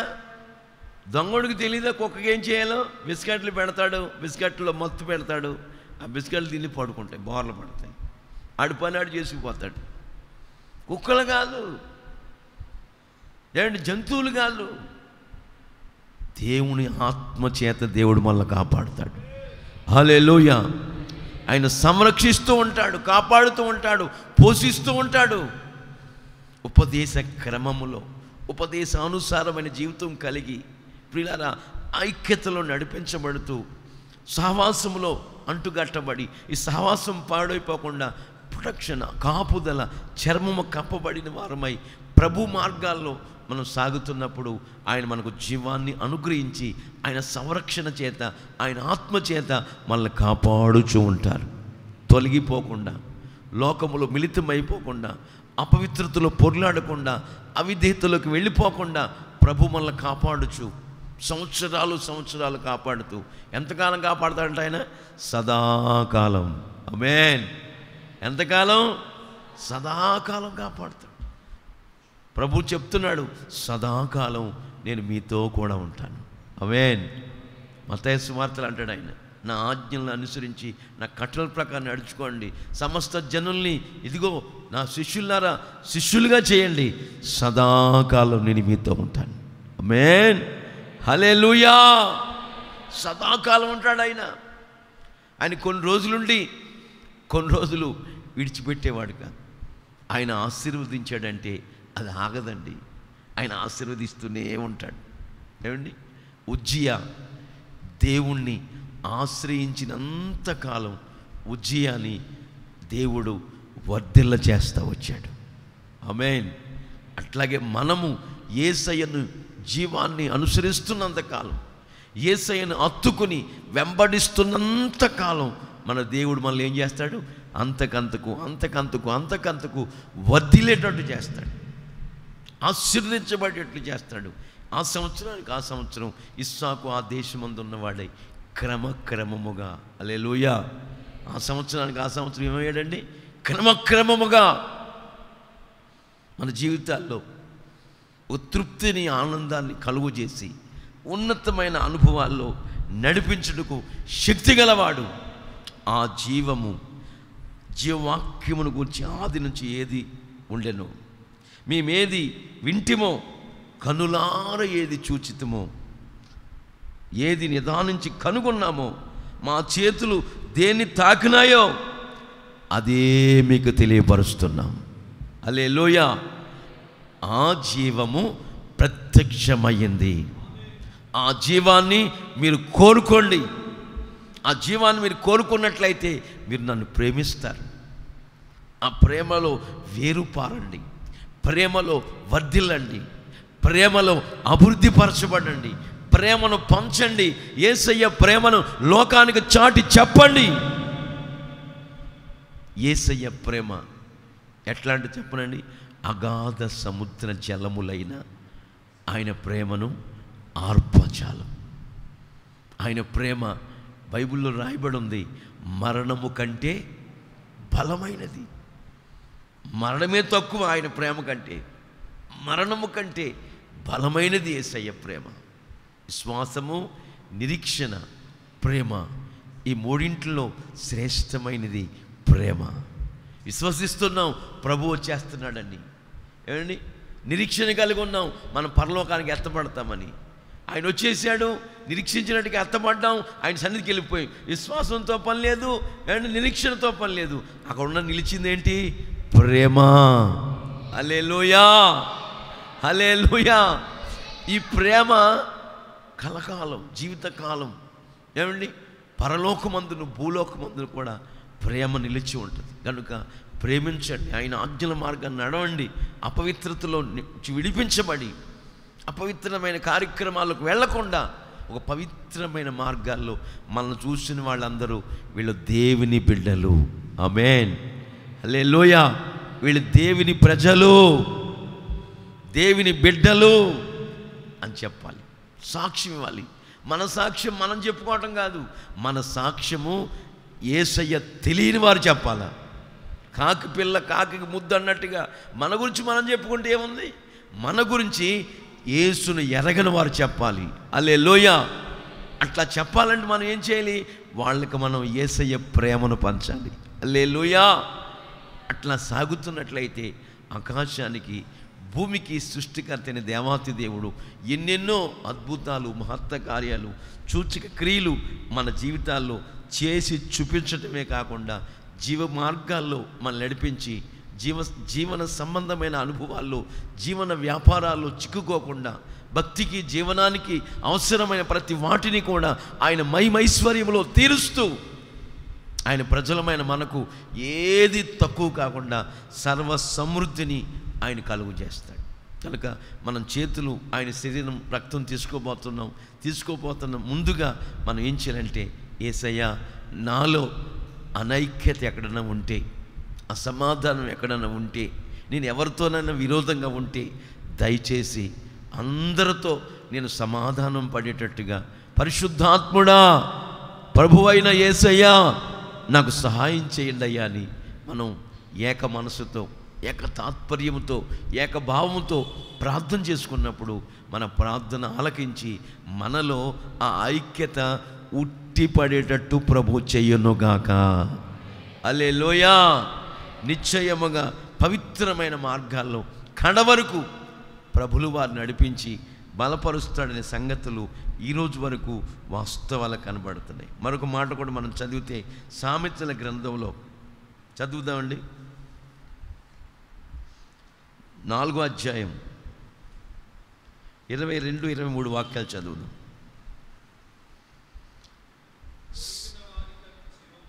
దొరికిన వారికి అవి జీవమును వారి సర్వ శరీరమునకు ఆరోగ్యమును ఇచ్చును. వారి సర్వ శరీరమునకు ఏమిస్తుంది? ఏంటి దొరికిన వారికి? ఆ పై వచనం చదవండి. నీ కన్నుల ఎదుట నుండి నా కుమారుడా నా మాటలను ఆలకింపుము, నా మాటలు ఆలకించుము, నా వాక్యములకు నీ చెవి యొగ్గుము, నా వాక్యమునకు నువ్వు చెవి యొగ్గుము. నీ కన్నుల ఎదుట నుండి వాటిని తొలగిపోనీయకుము. వేటిని తొలగిపోనియకూడదు? యేసయ్య మాటలు మన కన్నులలో నుండి, ఆమేన్, మన హృదయములో నుండి, మన మనస్సులో నుండి, మన ఆలోచనలో నుండి, ఇక మన మనస్సులో, మన కన్నుల ఎదుట, మన హృదయములో, మన తలంపుల్లో, మన ఆలోచనలో ఏముండాలి? యేసయ్య వాక్యం ఉండాలి. ఆమేన్. యేసయ్య మాటలు ఉండాలి. యేసయ్య మాటలు ఉంటే యేసయ్య వాక్యమే, యేసే వాక్యం, ఆ వాక్యమే వెలుగు. ఆ వెలుగు మన హృదయంలో ఉందనుకో, మన హృదయంలో ఉన్న చీకటి అంతా తొలగిపోతుంది, అపవిత్రత అంతా తొలగిపోతుంది. మనుష్యుని హృదయములో నుండి వచ్చే ప్రతి శరీర సంబంధమైన అనుభవాలన్నీ కూడా మనుషుని ఏం చేస్తుందంటే అపవిత్రపరుస్తుందని మార్కు సువార్త 7వ అధ్యాయం ఉంటుంది. మనుషుని హృదయములో నుంచి బయటకు వస్తున్నాయి. బయట నుంచి లోపలికి వెళ్ళేది ఏది కూడా మనుషుణ్ణి అపవిత్రపరచదండి. మనం డాగేసిన యాపిల్ పండు ఓ పక్కన కుళ్ళిపోయింది, 25 రూపాయలు పెట్టుకున్నాం, కష్టపడి సంపాదించి కొనుక్కున్నాం కనుక అది పాడేటాక మనకి ఇష్టం లేక ఏం చేస్తామంటే ఆ డాగ్ ఉన్న చోట చాకుతో చెక్కేసి మంచిగా ఉన్న యాపిల్ పండు ఏం చేస్తాం? తింటాం. ఒకవేళ మన కనపడకుండా డాగు కూడా లోపలికి వెళ్ళిపోయింది అనుకో, మన హృదయం ఏమి అపవిత్రం కాదు, హృదయం చెడిపోదు, కుళ్ళిపోదు, అది మరలా బహిర్భూమిలో విడవబడదని బైబిల్ చెప్తుంది. మనుష్యుని హృదయములో నుంచి వచ్చే దురాలోచనలు, ఏ ఆలోచనలు అండి అయ్యే? మంచి ఆలోచనలా? బైబిల్ రాస్తుంది. దురాలోచనలు, చారత్వములు, అపవిత్రత, విగ్రహారాధన, ఇంకోటేంటి లోభితనం, ఇంకోటేంటి ధనాపేక్ష. ఏ పేక్ష? ధనం ఉండాలి, అయితే అపేక్ష ఉండకూడదు. ఆ ధనము సంపాదించే యేసయ్యను, ధనాన్ని ఇస్తున్న యేసయ్యని మనం స్తుతించాలని బైబిల్ హెచ్చరిస్తుంది. కనుక మన జీవితాల్లో మనుష్యుని హృదయంలోంచి వచ్చే ప్రతి 13 రకాల అనుభవాలు ఉంటాయి. అక్కడ మీరు మార్కు సువార్త మార్కు 7:21-22 ఆ వాక్యాలు ఇంటికి వెళ్ళి చదువుకోండి. 13 రకాల మనిషిని అపవిత్రపరిచే అనుభవాలు అయ్యి, వాటన్నిటిని కూడా మనం తొలగించుకోవాలంటే మన కన్నుల ఎదుట ఏమండి వాక్యము ఉండాలి. మన హృదయాల్లో వాక్యమైన యేసయ్యను పెట్టుకోవాలి, వాక్యమే పెట్టుకోవాలి. అందుకే దావీదు అంటారు, నీ ఎదుట నేను పాపము చేయకుండా ఉండునట్లుగా నీ వాక్యమును నా హృదయములో ఉంచుకుని ఉన్నానంటారు. గోడకు తగిలించుకోవాలా, గుమ్మానికి పెట్టలా. గోడకి ఉండాలి, గుమ్మానికి ఉండాలి, ద్వారబంధ కమ్ములకి ఉండాలి, అవి ఉండాలి. అంటే చదువుకోవాలి. పాపము చేయకుండా ఉండాలంటే మనస్సులో ఏముండాలి? వాక్యం ఉండాలి. బైబిల్లో ఉంది వాక్యం, బైబిల్ చదువుకుంటున్నాం. ఇక రాబోతున్న దినాల్లో బైబిల్ చదివే ఆ వసతి ఉండదు మనకి. అప్పుడు ఎక్కడ ఉండాలి మనకి బైబిలు? ఎక్కడ ఉండాలండి? మనస్సులో ఉండాలి, గుండెల్లో దాచుకోవాలి, గుండెలో ప్రింట్ అయిపోవాలి. ఈ కంబంలోనే ఒక సహోదరి ఉంది. ఆ సహోదరి చూడకుండా బైబిల్ చెప్తుంది. నెట్లో పెట్టారు, చూడకుండా గణగణగణగా చెప్పేస్తుంది అన్ని సువార్తలు. అంత విచిత్రం. అక్కడ దాకా ఎందుకండి మన దీపిక చెప్పట్లా? 91 కీర్తన చెప్పలా? ఎంత విచిత్రం, చిన్న బిడ్డ. అంటే అర్థం ఏంటంటే వాక్యాన్ని మన గుండెల్లో భద్రపరచుకోవాలి. హృదయం అనే మెత్తని పలక మీద రాసుకోవాలి. హల్లెలూయా. మన హృదయము దేవుని వాక్యం రాసుకునే ఒక పలక. మనం ఎవరము? సువార్తకు పత్రికలమై ఉన్నాం. ఏ పత్రిక? వార్త, ఉదయమా, జ్యోతి చిత్ర, ఏమండి సాక్ష్య, ఏమండి యేసయ్యకు పత్రికలమై ఉన్నాం. హల్లెలూయా. మనం రోడ్డు మీద వెళ్తున్నా, ప్రయాణం చేస్తున్నా, ఎక్కడికి వెళ్తున్నా, బంధువుల ఇంటికి వెళ్ళినా, ఏమండి రక్త సంబంధుల ఇంటికి వెళ్ళినా మళ్ళీ చదువుతూ ఉంటారు. ఆమేన్. హల్లెలూయా. మరి మన గురించి మంచి చదువుతున్నారా, చెడు చదువుతున్నారా? ఏమి చదువుతున్నారు? మన గురించి మంచి చదివారనుకో, పరలోకమందున్న తండ్రి కుడిపార్శ్వాన కూర్చొని యేసయ్య మనల్ని చూసి ఆనందించునుగాక. ఆమేన్. నీ కన్నుల ఎదుట ఆయన వాక్యమును తొలగించుకోకూడదు. వాక్యాన్ని నీ కన్నుల్లో, నీ మనస్సులో, నీ గుండెల్లో, నీ ఆలోచనలో ఎక్కడ కూడా ఏముండాలి? వాక్యం వాక్యం వాక్యం వాక్యం ధ్యానించుచునే ఉండాలి. హల్లెలూయా, హల్లెలూయా. వాక్యం ధ్యానించి వారు ఎలా ఉంటారంట? ఉసూర్మంట ఉంటారా? 1వ కీర్తన ఉంది కదా, ఆకువాడక ఎలా ఉంటారు వాళ్ళు? మళ్ళీ ఏదండి ఏంటది? అది నాకు అంటం కూడా రాడు. ఫెయిర్ అండ్ లవ్లీ అయ్యేం రాయక్కల్లా. వాక్యం నీ గుండెల్లో ఉందనుకో, నీ ముఖం ప్రకాశిస్తూ ఉంటుంది. హల్లెలూయా. వాక్యం నీ ఫేస్ రీడింగ్ను స్వచ్ఛంగా మార్చేస్తుంది. హల్లెలూయా. వాక్యం నిన్ను పవిత్రపరుస్తుంది, వాక్యం నిన్ను కాలుస్తుంది, వాక్యం నిన్ను మరి మెత్తని మనసు కలుగు చేస్తుంది.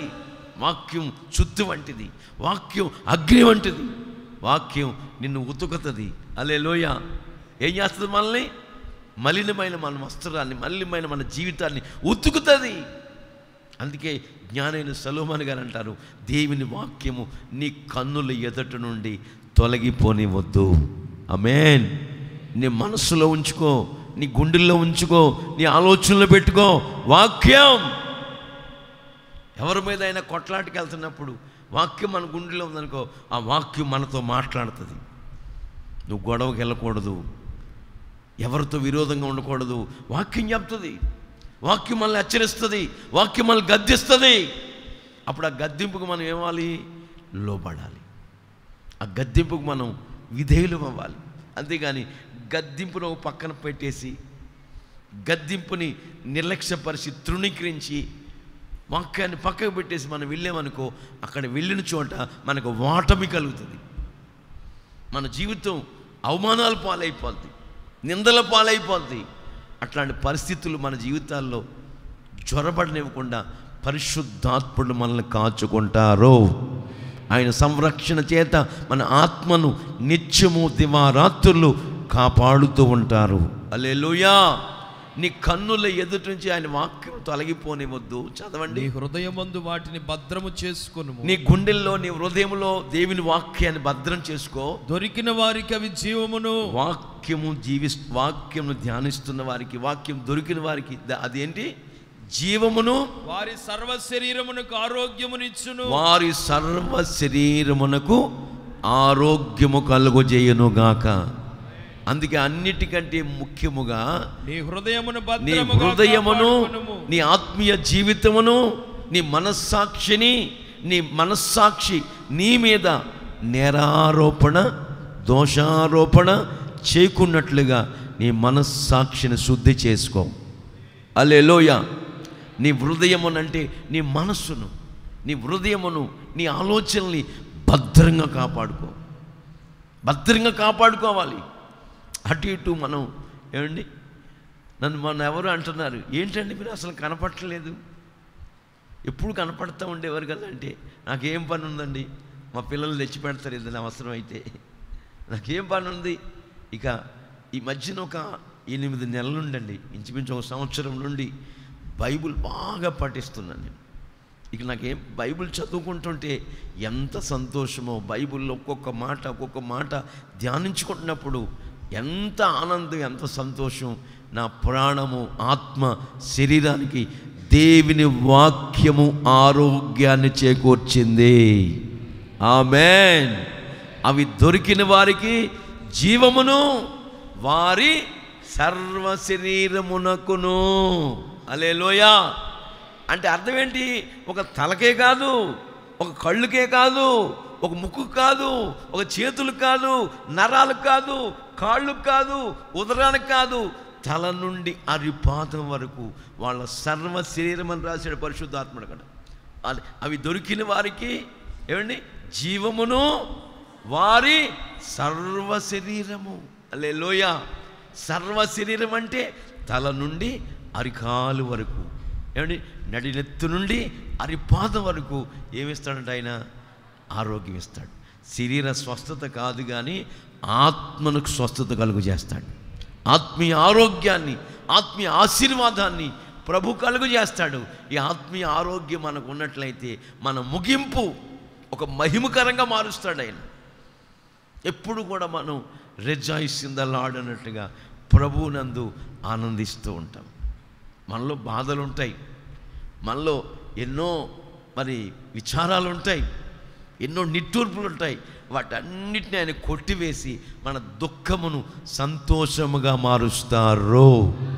హల్లెలూయా. మన దుఃఖ వస్త్రం తొలగించి సంతోష వస్త్రాన్ని ధరింపజేస్తాడు. దేవునికి మహిమ కలుగునుగాక.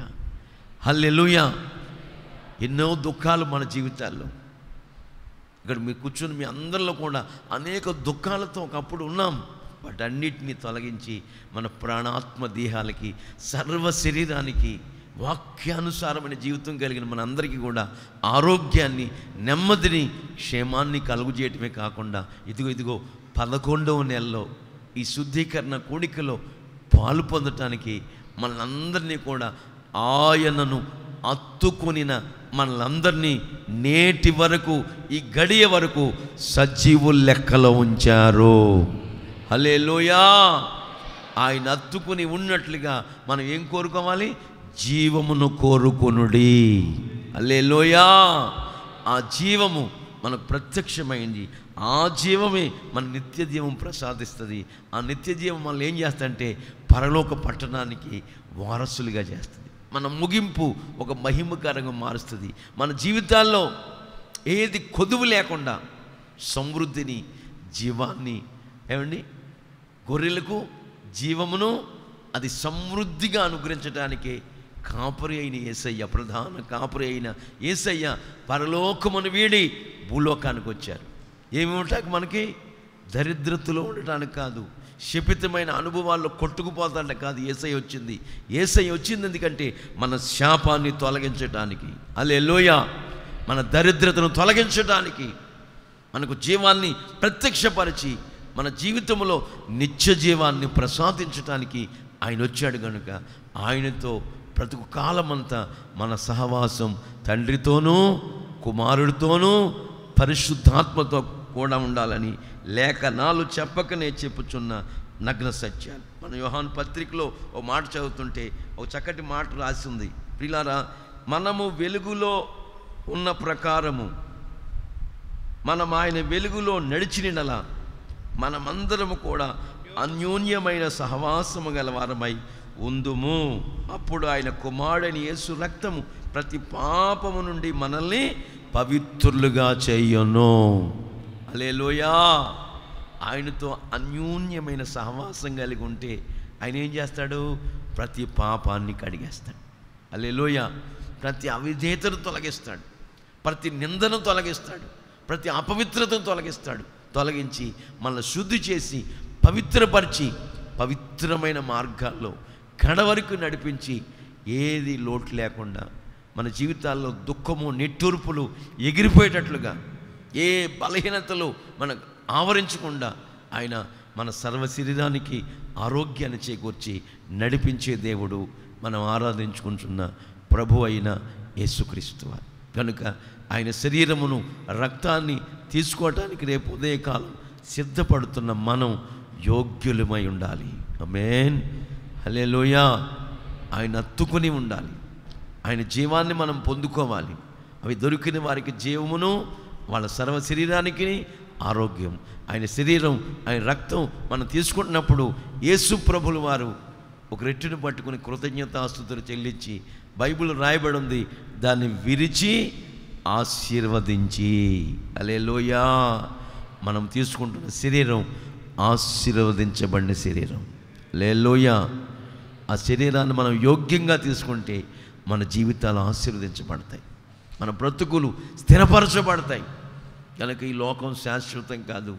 ఎప్పుడు ఈ లోకాన్ని విడిచి వెళ్ళిపోతామో, ఈ అన్నిటిని విడిచిపెట్టి ఎప్పుడు మనం వెళ్ళిపోతాం మనకు తెలియదు. వర్షం రాకడా, ప్రాణం పోకడా ఎవరికి తెలియదు. ఏ దినము ఏమి సంభవించునో మనకు తెలియదు. ప్రియులారా, మన జీవము ఏపాటిది. ఇంతలో కనబడి అంతలో మాయమైపోయే ఆవిరి వంటి వారం, నీటి మీద బుడగలాంటి వారు, గడ్డి మీద పువ్వు లాంటి వారం.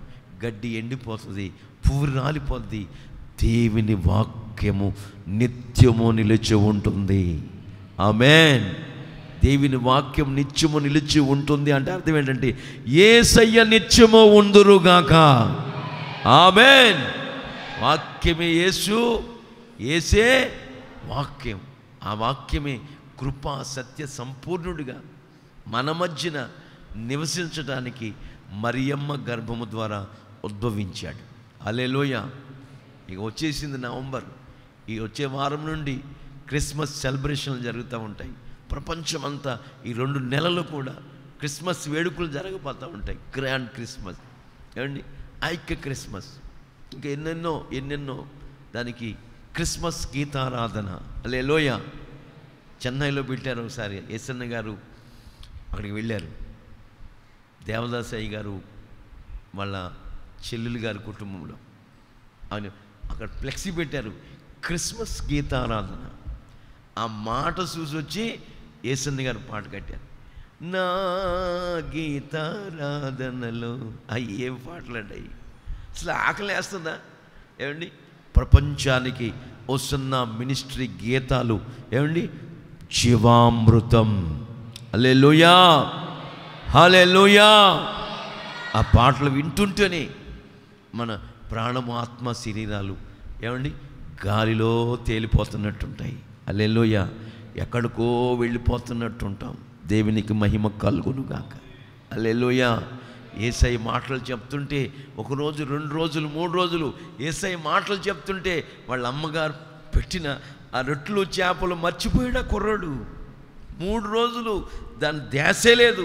కారణం ఏంటంటే యేసయ్య మాటలు జీవపు ఓటలో. ఆమేన్. అందరూ వెళ్ళిపోతున్నారు. శిష్యులారా మీరు కూడా వెళ్ళిపోతారా అని అంటుంటే శిష్యులు అంటారు, నిన్ను విడిచిపెట్టి మేము ఎక్కడికి వెళ్తామయ్యా? నీవు నిత్య జీవపు మాటలు కలిగిన వాడివి. హల్లెలూయా. నిన్ను విడిచిపెట్టి ఎక్కడికి వెళ్తాం అని అంటారు శిష్యులు. కనుక నా ప్రియ సహోదరి సహోదరులారా, ఈ 11వ మాసములో 10 మాసములు దేవుడు మనల్ని కాపాడుతూ వచ్చాడు. 11వ నెలలో సజీవు లెక్కలు ఉంచి మనల్ని అడుగుపెట్టింపు చేశాడు. ఇక నుంచి మనము ఈ లోక సంబంధమైన అనుభవాల్లో కొట్టుకుపోకుండా జీవాన్ని అత్తుకున్నవారమై హల్లెలూయా హల్లెలూయా ఐక్యతలో ముందు కొనసాగుతూ పవిత్రమైన మార్గాల్లో ముందుకు సాగుతూ ఆయన శరీరమును రక్తం తీసుకోవటానికి ఒక తీర్మానం చేసుకుని ప్రభు రాకడాగమనానికి సిద్ధపడుదుముగాక, బలపరచబడుదుముగాక. ఆయన శరీరమును రక్తమును తీసుకుని నిండార్లుగా దీవించబడుదుముగాక. అట్లాంటి మార్గాల్లో ప్రభు మనల్ని నడిపించునుగాక. ఆయన వాక్యమును మన హృదయములో భద్రపరచుకుందుముగాక. ఆయన వాక్యము మన ప్రాణము ఆత్మ శరీరాలకు ఆరోగ్యమును చేకూర్చునుగాక. హల్లెలూయా. అట్లాంటి అనుభవాల్లో పరిశుద్ధాత్ముడు ఇంకను రాబోతున్న దినాల్లో మనల్ని మన కుటుంబాల్ని నడిపించునుగాక. అందరూ లేచి నిలబడదాం. ఒక 5 నిమిషాలు ప్రార్థన చేసుకుందాం. ప్రభువా, నా హృదయంలో ఏదైనా ప్రభువా మార్కు 7:21లో ఉన్న అనుభవాలు ఉన్నాయేమో ఒక్కసారి నన్ను పరీక్షించండి అయ్యా. ఒకసారి నన్ను పరిశీలన చేయండి ప్రభువా. నన్ను కడగండి, నన్ను శుద్ధి చేయండి. నా ప్రాణము ఆత్మ శరీరాన్ని పవిత్రపరచండి.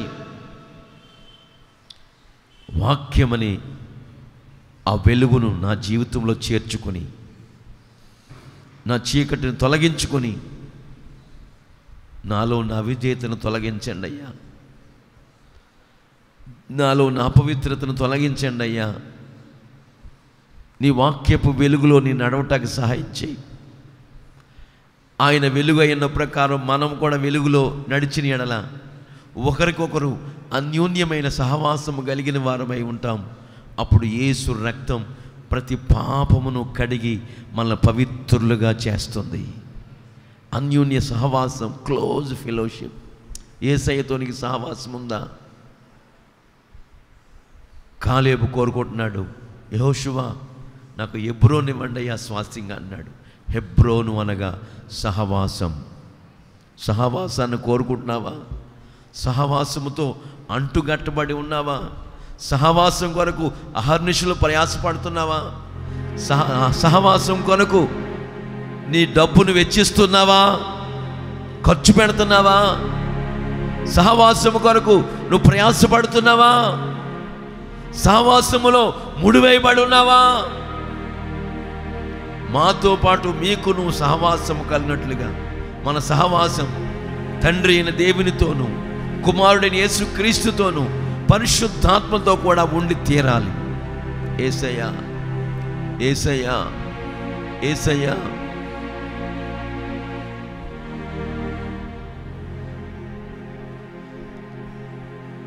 ఐగుప్తు విడచిన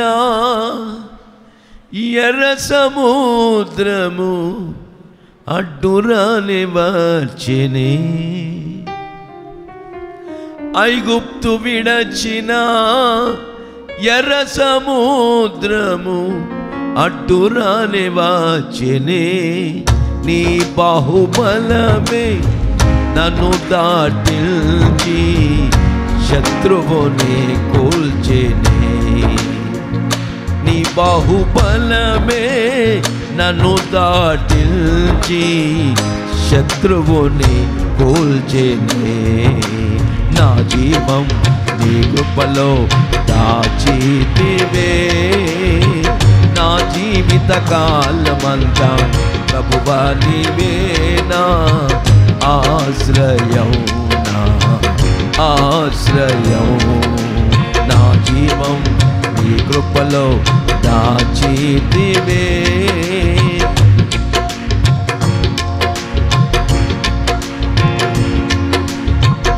వాగ్దాన భూమిలో మృత సముద్రపు భయము నన్ను వెంటాడేసయ్యా. వాగ్దాన భూమిలో మృత సముద్రపు భయము నన్ను వెంటాడినే.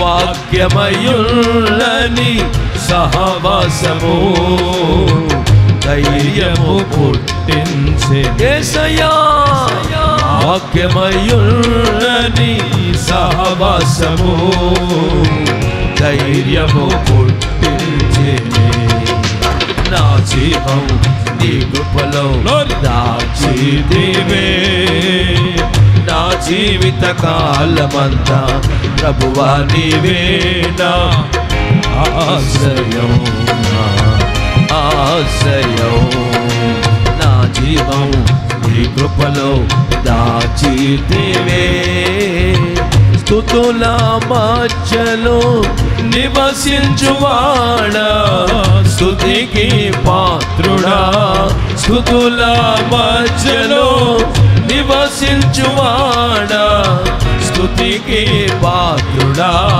స్తుతి యాగముగా నీ సేవలో ప్రాణార్పణ చేదు ఆమేన్ ఆమేన్ స్తుతి యాగముగా నీ సేవలో ప్రాణార్పణ చేదు నా జీవం నీ కృపలో దాచితివే యేసయ్యా నా జీవిత కాలమంతా ప్రభువా నీవే నా ఆశ్రయం నా ఆశ్రయం నా జీవం నీ కృపలో దాచితివే నా జీవిత కాలమంతా నా జీవిత కాలమంతా నా జీవిత కాలమంతా నా జీవిత కాలమంతా ప్రభువా నీవే నా ఆశ్రయం ఆశ్రయం ఆశ్రయము నీవే యేసయ్యా ఆనందము నీవే యేసయ్యా ఆశ్రయము నీవే యేసయ్యా ఆనందము నీవే యేసయ్యా ఆధారమై ఉన్న యేసయ్యా నీకు కృతజ్ఞుడనై జీవితమంతయు సాక్షినయ్యుండును నా ఆధారమై ఉన్న యేసయ్యా నీకు కృతజ్ఞుడనై జీవితమంతయు సాక్షినయ్యుండును స్తుతిగానమే పాడనా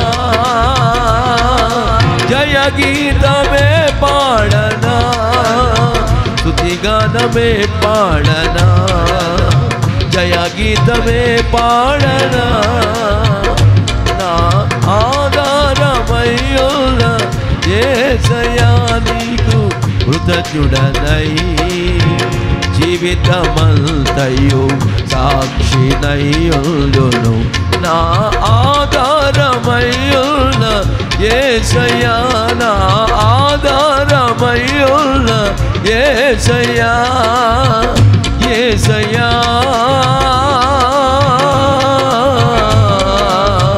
యేసయ్యా యేసయ్యా యేసయ్యా నా ఆధారమయ్యున్న యేసయ్యా నా ఆధారమయ్యున్న యేసయ్యా కృతజ్ఞుడనై జీవితమంతయు సాక్షినయ్యుండును నా ఆధారమయ్యున్న యేసయ్యా యేసయ్యా యేసయ్యా యేసయ్యా యేసయ్యా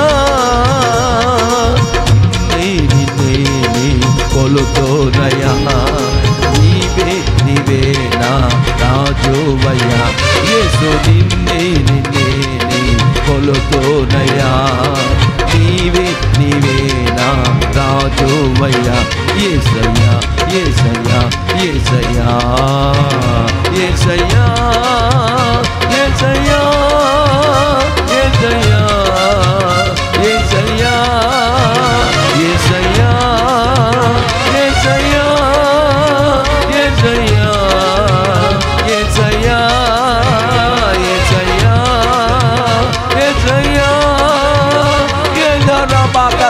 రకలరదవలా యేసయ్యా యేసయ్యా యేసయ్యా యేసయ్యా యేసయ్యా యేసయ్యా యేసయ్యా యేసయ్యా యేసయ్యా యేసయ్యా యేసయ్యా యేసయ్యా యేసయ్యా యేసయ్యా యేసయ్యా యేసయ్యా యేసయ్యా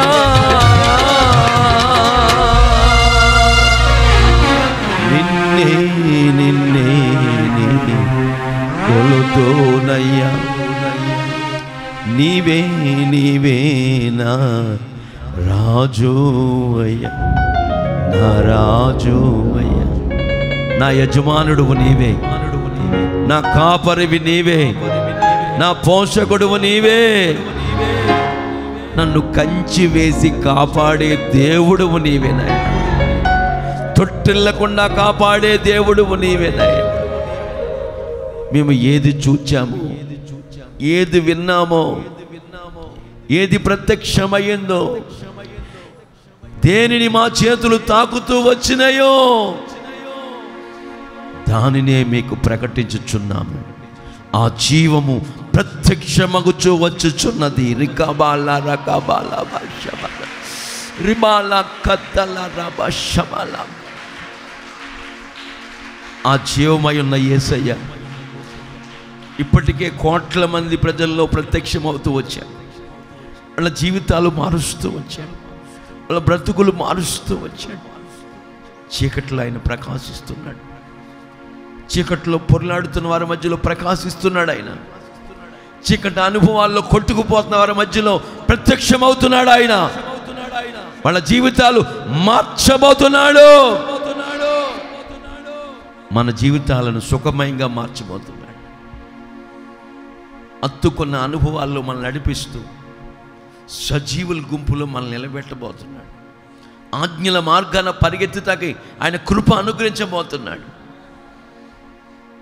నీ కన్నుల ఎదుటి నుండి ఆయన మాటలు సహోదరుడా సహోదరి తొలగిపోనివద్దు తొలగించుకొనవద్దు అవి నీకు జీవమును నీ సర్వ శరీరానికి ఆరోగ్యాన్నిచ్చే వాక్యం నెమ్మది కలుగు చేసే యేసు జీవాన్ని అనుగ్రహించే యేసయ్య నువ్వు తొలగించుకోవద్దు నీ హృదయంలో భద్రముగా కాపాడుకో నీ హృదయాన్ని కాపాడుకో హృదయంలో ప్రతి అవిధేయతతో కూడా అనుభవాలు తొలగించుకో మనుష్యుని హృదయములో నుంచి వచ్చే ప్రతి అపవిత్రమైన కార్యక్రమాలు నా యేసయ్య హస్తమును చాపి మీ హృదయాలను శుద్ధి చెయ్యనుగాక కడుగునుగాక పవిత్రపరచునుగాక పవిత్రమైన చేతులెత్తి ప్రార్థన చేసుకోండి యేసయ్యా నన్ను కడుగయ్యా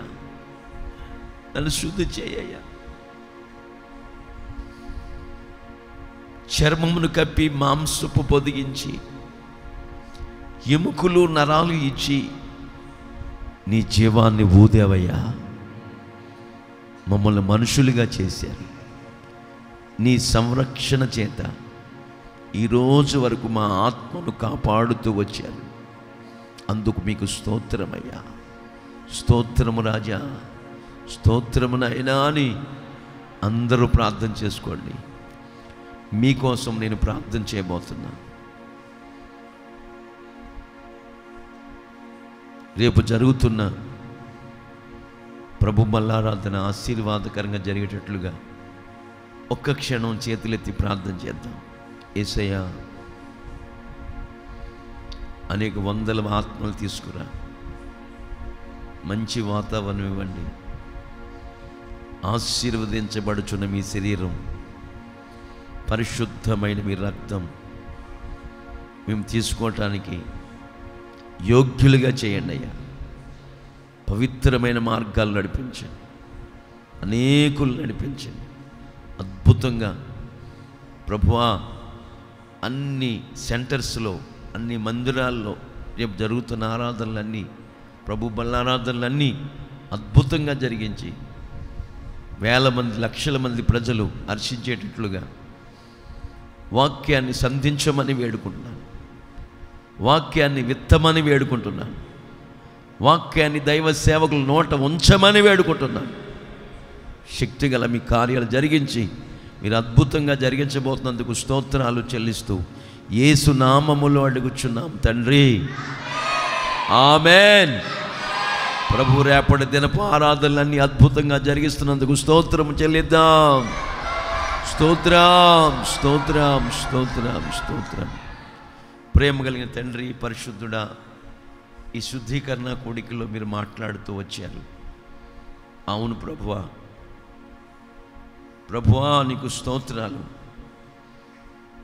మీ చేతులు ఏమి తాకినాయి, ఏమి విన్నారో, ఏమి నిదానించి చూచారో ఆ జీవవాక్యమును ప్రత్యక్షపరుస్తూ ఆ జీవాన్ని ఉట్టుబడేటట్టుగా చేస్తున్నాయినా మీ వెలుగులో మేము నడుచుకోవాలని, అప్పుడు మాకు అన్యోన్యమైన సహవాసం కలిగి ఉంటామని, మా సహవాసం తండ్రి అయిన దేవునితోనూ కుమారుడిని యేసయ్యతోనూ పరిశుద్ధాత్మతో ఉండాలని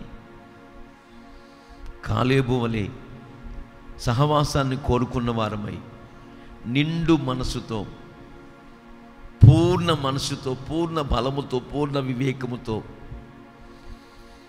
నిన్ను ఆరాధించే బిడ్డలుగా మమ్మల్ని చేయమని వేడుకుంటున్నాను. మా ప్రాణము, ఆత్మ, శరీరాలను కడగమని వేడుకుంటున్నాను. శుద్ధి చేయమని వేడుకుంటున్నాను.